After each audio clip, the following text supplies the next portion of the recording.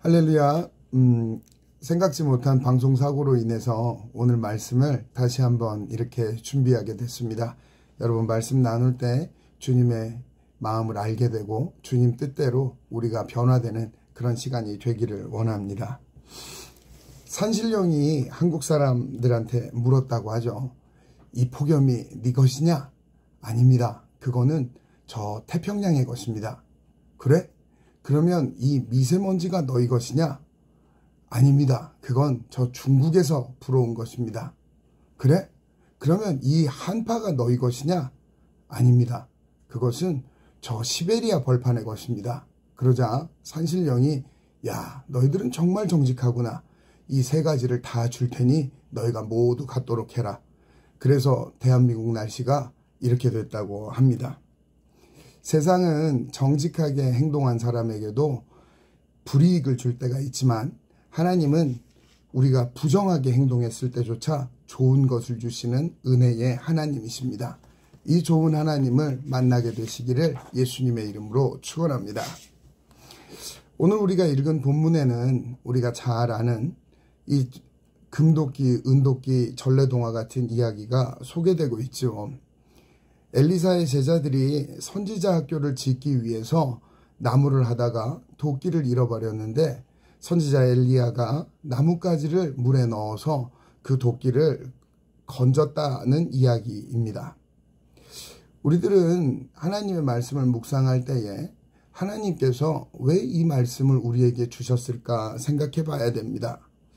심지어 어떤 성서학자는 이 이야기는 엘리사에 관련된 하나의 민담에 불과하기 때문에 성서에 필요가 없는 부분이다 라고 이야기할 정도로 이 이야기는 단편적인 하나의 이야기처럼 처리가 되고 있습니다. 그런데 하나님은 분명히 이 이야기를 성경에 남겨두셨다는 거죠. 우리가 듣기를 원하시고 생각해 보기를 원하신다는 겁니다. 자, 그러면 하나님은 이 말씀을 왜 기록하셨을까요? 물건을 잃어버린 것 같이 작은 일이라도 하나님께 기도하라는 뜻일까요? 아니면 인생에 문제가 생겼을 때 목사님께 찾아가라는 뜻일까요? 그것도 아니면 엘리사처럼 어떤 문제가 생기든지 평정심을 유지하라는 이야기일까요? 저는 지난 한 주 반에 거쳐서 이 말씀을 묵상하면서 하나님께서 저에게 깨닫게 하신 것이 있어서 오늘 이 말씀을 나누고자 합니다. 하나님께서는 오늘 본문을 통해 인간이 처해 있는 두 가지 문제를 알려주시는데 첫 번째는 불완전함의 문제입니다.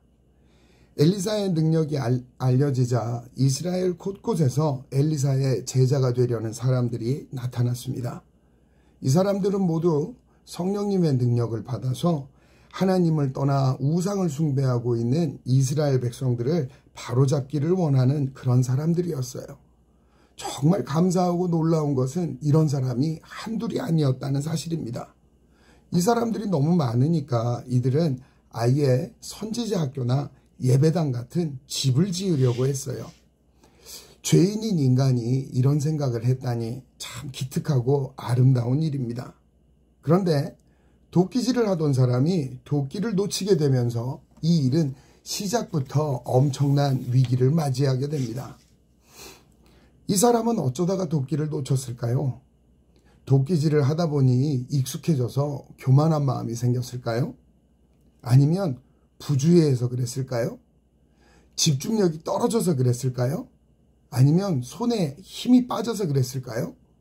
사실 이 모든 것은 다 맞는 말입니다.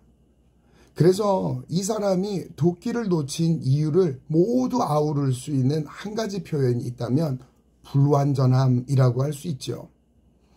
성경은 죄로 인해서 불완전해진 인간은 아무리 좋은 뜻을 가지고 있어도 결코 그것을 이룰 수 없다는 것을 반복해서 보여줍니다. 대표적으로 이스라엘 왕들을 생각해 볼 수 있죠. 요즘 우리가 열왕기를 묵상하고 있는데 여러분, 왕 중에서 내가 이 나라를 망쳐야겠다 이런 꿈을 가지고 왕이 되는 사람이 있겠습니까? 없어요. 다들 믿음 좋은 왕이 되기를 원하고 평화를 이루는 왕이 되기를 원하고 정의를 이루기를 원하고 부강한 나라를 이루는 위대한 왕이 되기를 원합니다. 그런데 성경을 보니까 모두 실패합니다. 불완전한 인간이기 때문이죠. 이런 현실에 대해서 사도 바울은 말합니다. 오호라, 나는 곤고한 사람이로다. 이 사망의 몸에서 누가 나를 건져내랴. 이 말씀은 불완전함을 인정하는 모든 사람들에게 큰 울림을 주는 말입니다. 우리는 구원이 필요합니다.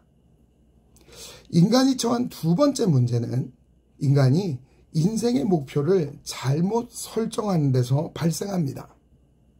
도끼가 물에 빠졌을 때 한 제자가 말하죠.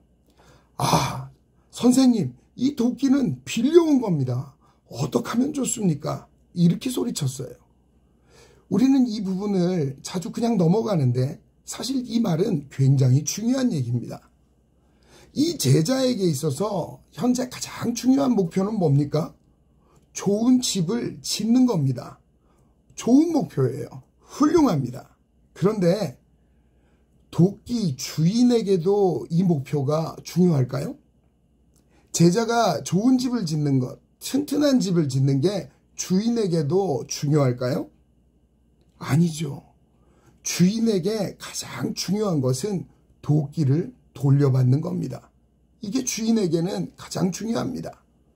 당시에 철은 굉장히 중요한 금속으로서 왕의 무기나 보호구나 또 장군들의 무기에나 쓰였지, 이런 것들이 유일하게 민간인에게 허락된 것은 이런 도끼와 같은 필수 불가결한 농기구를 만드는 외에는 허락되지 않는 일이었어요. 이 도끼는 굉장히 중요한 겁니다.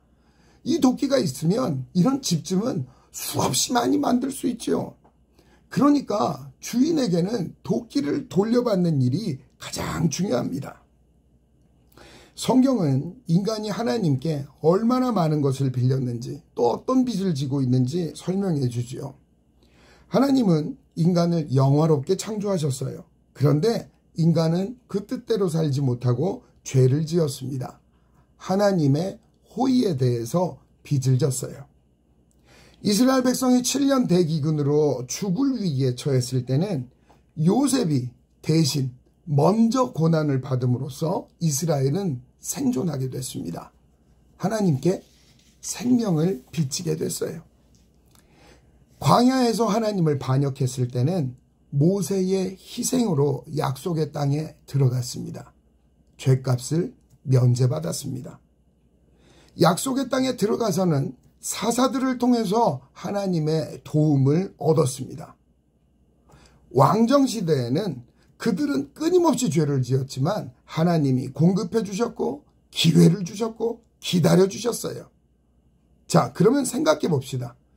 이렇게 많은 것을 빌려준 하나님은 이스라엘에게 무엇을 원하실까요?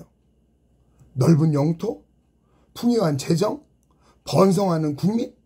사실 이거는 하나님께는 아무 상관이 없어요. 하나님은 얼마든지 이런 일들을 하실 수 있는 분입니다. 하나님은 도끼 주인이 도끼를 원했던 것처럼 하나님은 이스라엘 백성들이 하나님의 백성으로 살아가는 것을 원하셨어요. 하나님께 감사하고 하나님께 예배하고 하나님께 기도하며 살아가기를 원하셨어요. 하나님은 이스라엘 백성들이 무슨 일을 하는 것보다 이스라엘 백성이 하나님의 사람답게 사는 것, 이스라엘 백성들이 하나님의 사람이 되는 것을 원하셨다는 것을 믿으시기 바랍니다. 놀랍게도 하나님을 믿는다는 사람들조차 하나님과 아무 상관없는 인생 목표를 갖고 있는 경우를 많이 봅니다. 어떤 소원이 있으십니까? 어떤 기도 제목이 있으십니까? 물어보면 말해요. 행복한 가정, 직장에서 성공하는 거, 자녀들이 잘 되는 거, 경제적으로 안정되는 거, 평안한 노후를 보장받는 것, 좋습니다. 그런데 이게 하나님과 무슨 상관이 있죠? 심지어는 이런 잘못된 목표를 가지고 하나님께 얻은 도끼를 무작정 휘두릅니다. 하나님과 아무 상관없이 자기가 중요하다고 생각하는 일에 온 힘을 기울여요. 그러다가 자기의 불완전함으로 인해서 그것을 상실하게 되었을 때 덜컥 두려움이 찾아옵니다. 화가 나기도 하고 우울해지기도 하지요. 왜 그렇습니까? 하나님께 돌려드려야 될 것을 잃어버렸다는 걸 본능적으로 알아차렸기 때문입니다. 오늘 우리가 하나님의 뜻과 아무 상관없는 일에 열심을 다하다가 실수하고 도끼마저 잃어버리게 되었을 때 하나님은 엘리야의 모습을 보여주시죠.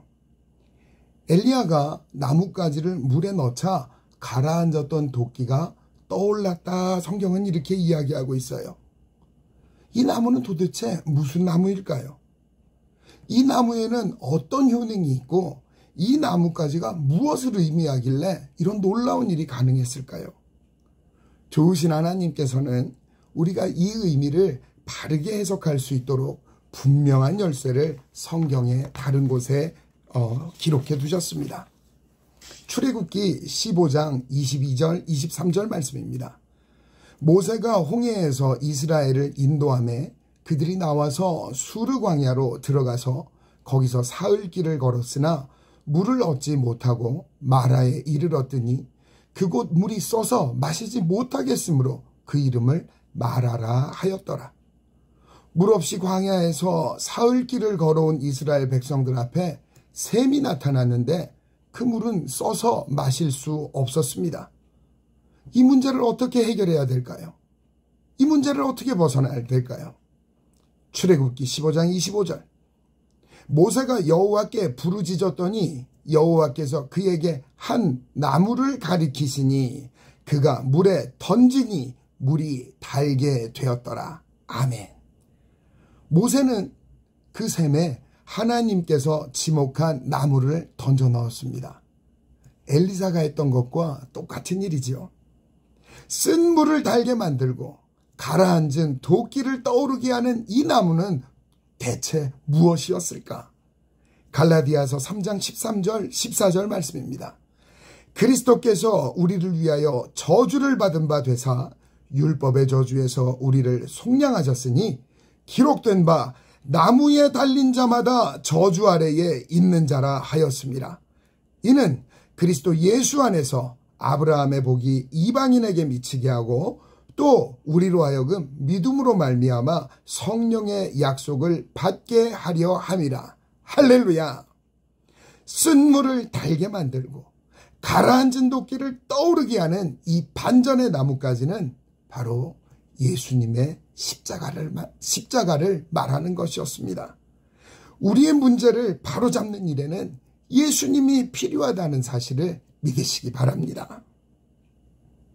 성경을 보면 예수님은 사역을 시작하거나 사역을 마무리하실 때 항상 기도하는 모습을 보여주시죠.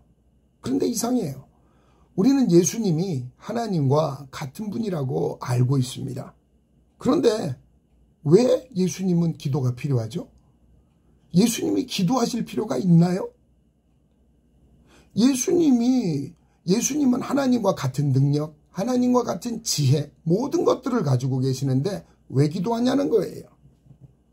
예수님께서 기도하신 이유는 육체에 속한 인간은 제 아무리 좋은 뜻을 가지고 있다고 하더라도 스스로의 힘으로는 그 뜻을 도저히 이룰 수 없는 불완전한 존재이기 때문에 기도를 통해 하나님의 능력을 덧입어야 된다는 사실을 가르쳐주기 위해서 예수님은 기도하셨습니다.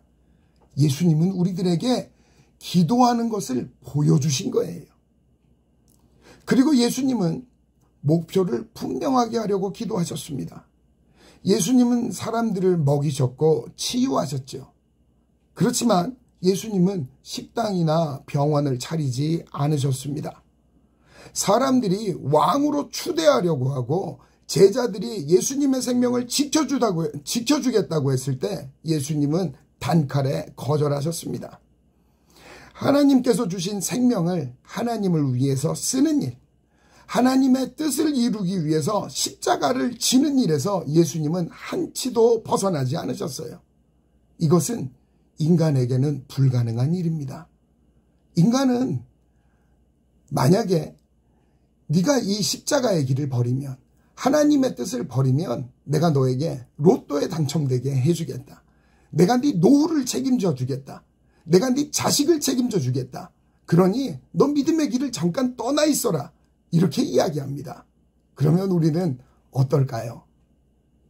하지만 예수님은 이런 마귀의 유혹들, 이런 것들을 기도를 통해서 분별하셨고, 기도를 통해서 하나님의 일을 이룰 힘을 얻었다는 사실을 믿으시기 바랍니다.